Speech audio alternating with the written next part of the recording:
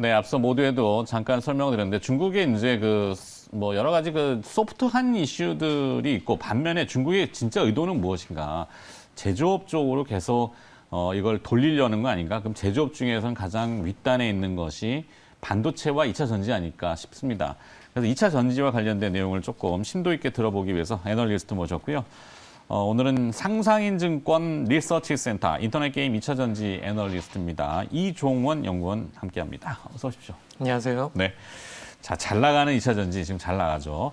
하반기 전망은 과연 어떨지를 주제 타이틀로 정해주셨는데 제약 바이오 기업이 일색이었던 코스닥 시가총액 상위 이 그룹들의 비중들이 2차 전지 쪽이 많이 올라왔어요. 이런 상승세의 배경은 어디 있다고 보십니까? 일단은 1분기 이제 상승세 이후에 조정을 좀 받았죠. 그러다가 6월 이후에 이전 섹터가 다시 회복하는 양상을 나타냈는데 네. 일단은 전기차 시장의 성장세가 가속화되고 있다.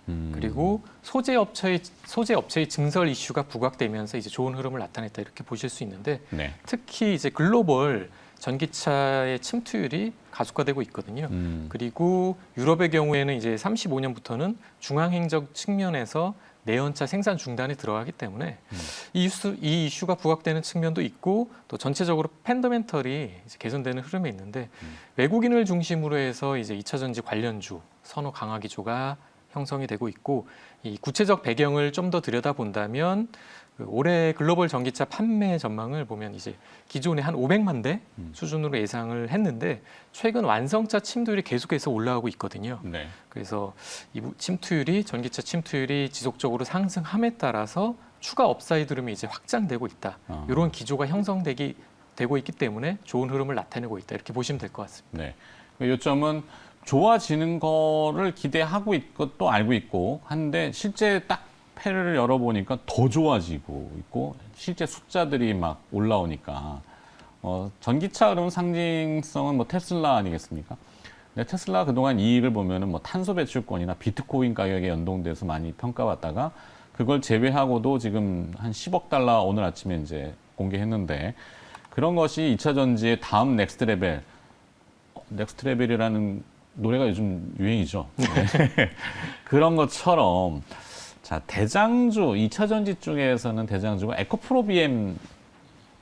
이건 어떻게 좀 평가를 하세요? 에코프로비엠은 이제 저도 이제 리포팅 하면서 계속해서 좋은 말씀을 이제 전해드렸는데요.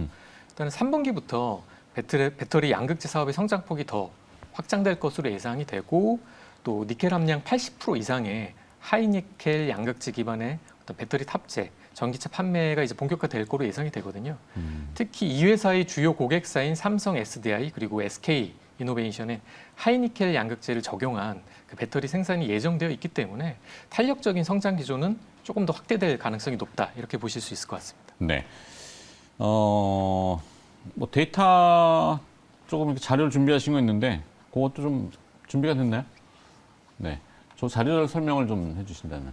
네, 에코프로비엠은 사실 뭐 앞서 말씀드렸던 주요 고객사인 삼성 SDI 그리고 SK 이노베이션 그 각 라인별 이제 공장이 따로 있거든요. 아시다시피 이제 삼성 SDI하고는 합작사인 그 지분 투자를 서로 이제 6대4로 섞은 그 에코프로 EM이라는 이제 공장도 있고요. 그래서 도표를 보시면 아시겠지만 각 공장별 라인의 캐파 물량들이 점점점 이제 계속해서 상승하는 그런 추세를 나타낸다 이렇게 보실 수 같아요. 네. 그 이유는 앞서 말씀드렸다시피 전기차가 이제 고도화됨에 따라서 하이니켈 양극재를 적용한 그 배터리 생산 물량이 계속해서 이제 확장될 수밖에 없기 때문에 이런 식으로 이제 탄력적인 성장 흐름이 나타난다고 보시면 될 것 같습니다. 네. 그렇지 않아도 니켈 가격이 지금 계속 또 들먹거리고 있고 LME 니켈이 지금 19,000달러, 2만 달러 또 육박하고 있네요. 자, 그러면 이 SK 에코프로비엠 뿐만이 아니라 사실은 2차 전지 사업에 뛰어드는 상장사들이 또 있잖아요. 어떤 기업들이 지금 또 도드라지죠? 뭐 아시다시피 뭐 SK 머티리얼즈도 있겠고요. 그다음에 뭐 포스코 인터내셔널, 뭐 동원 시스템즈 이런 기업들이 있는데 SK 머티리얼즈는 실리콘 음재 소재 사업에 이제 진출을 한다고 천명을 한 상황이고요. 네. 그리고 동원 시스템즈 같은 경우도 이제 2차 전지 핵심 부품인 알루미늄 양극바 그 양극박의 양산에 돌입을 하겠다 이렇게 얘기를 했죠. 그래서 2022년 내년까지 알루미늄 양극박 연간 생산량을 한 8,000톤 정도로 이제 목표로 잡고 있고요. 또 포스코 인터내셔널 같은 경우에는 그 전기차 부품 중에 하나는 모터 코어라는 게 있습니다. 네. 모터를 구성하는 뭐 구성 부품이라고 보시면 될 것 같은데요. 이 모터코어의 본격적인 국내 생산에 나서겠다 이렇게 얘기를 한 상황이어서 신규 진입 플레이어들이 계속해서 이제 증가하는 추세에 있다고 보실 수 있을 것 같습니다. 네.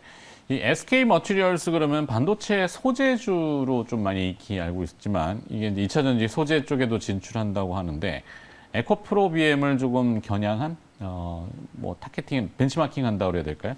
그런 형태가 되는 겁니까?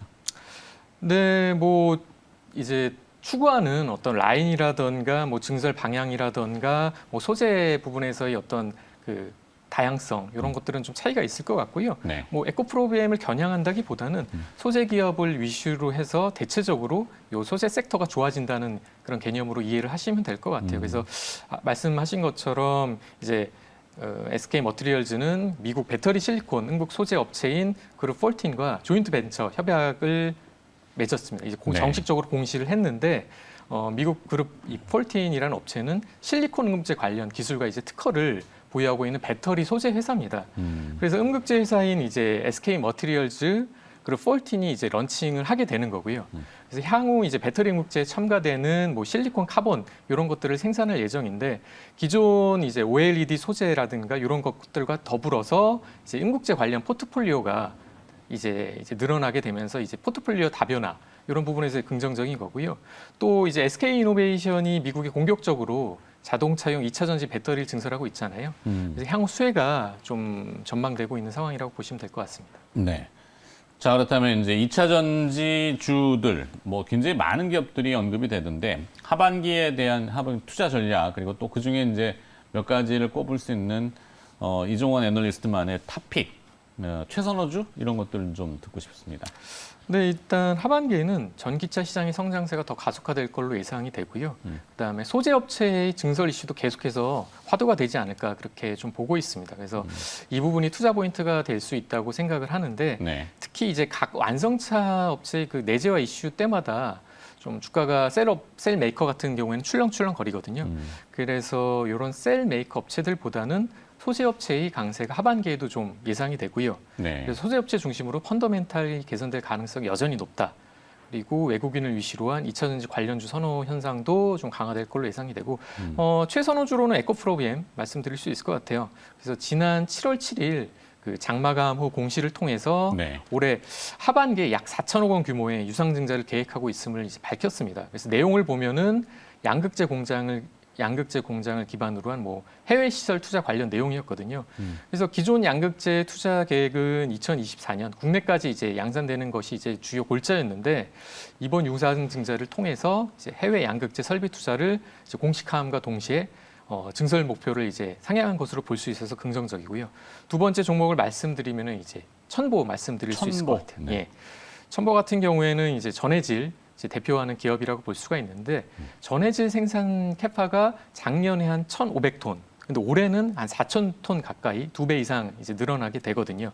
신규 라인 증설 효과와 더불어 수율 개선으로 이익 성장이 예상이 되고 이렇게 생산 능력 확대 그리고 이제 가동률 상승에 따라 분기별 이제 계단식으로 가파른 실적 그 성장을 할 수 있다. 그리고 신규 전해질인 이제 F 전해질 같은 경우에는 뭐 중국향이라든가 고객사 물량 증가 이슈가 또 이제 생길 수가 있어서 전방산업 호조가 좀 지속될 때마다 이 업체 역시 좀 수혜를 온전히 받을 수 있지 않을까 그렇게 보고 있습니다. 네. 여기 끝에 질문 이게 맞나요? 그 노란 풍선 얘기가 있는데. 아 노랑풍선 같은 경우는 네, 이제 제가 이차전지 얘기하다 노란 풍선하고 어떤 연관성이 있는지. 네, 제가 이제 니치 마켓이나 스몰케이 기업도 이제 함께 보고 있는데요. 여러 가지 커버하시다 예. 보니까. 그러면 일단 그중에- 2차 전지는 여기서 끝. 네네. 탑픽은 천보, 에코프로비엠. 에코프로비엠, 네. 에코프로비엠. 자, 2차 전지 끝. 그 다음에 이제 스몰캡 중에서 지금 노랑풍선 이슈가 뭐 있어요? 노랑풍선이 최근 일주일 동안 많이 올랐어요. 네. 이제 제가 TP를 낸 지 얼마 안 됐는데 목표 거의 가격을. 목표가 가격까지 이제 다다랐고요. 최근 이제 이슈가 되는 거는 이 회사가 이제 여행 정보 공유 서비스 전문 기업인 위시본의 지분을 취득을 했습니다. 네. 50%를 취득을 했는데 이 회사 같은 경우는 이제 뭐 여행의 어떤 전반적인 준비라든가 여행 관련 콘텐츠를 이제 작성한 사용자에게 수익을 공유하는 그런 수익형 그 공유 콘텐츠 플랫폼이거든요. 그래서 향후 위시본의 플랫폼을 활용을 해서 마케팅을 협력을 하고 그다음에 콘텐츠와 관련된 연계 상품을 출시하겠다는 목표를 세우고 있는데 네. 이 이슈뿐만 아니라 최근에 이제 OTA 자체 플랫폼을 구축을 했어요. 그래서 어떤 신규 플랫폼 같은 경우에는 그 여행 상품을 이제 원스톱으로 예약 결제할 수 있어서 빅데이터를 활용한 맞춤형 상품을 이제 고객들에게 추천할 수 있다. 그래서 향후 빅데이터를 활용한 맞춤형 상품 출시가 가능하고 이 회사 같은 경우에 또 경쟁사 대비 직판 비중이 높거든요. 네. 대리점을 끼지 않고 이제 영업을 이제 영위하고 있는 회사이기 때문에 코로나19 해빙 모드에 이제 보복 소비라든가 또 이연 수요 발생을 예측을 해본다면 매출 상승률이 좀 커지지 않을까 그렇게 예측이 되고 있는 종목입니다. 네. 자, 노랑 풍선까지 좀 골고루 이렇게 섞어가지고 들어봤습니다. 자, 상상인증권 리서치 센터 인터넷 게임 2차 전지 애널리스트입니다. 이종원 연구원이 수고해 주셨습니다. 고맙습니다. 감사합니다.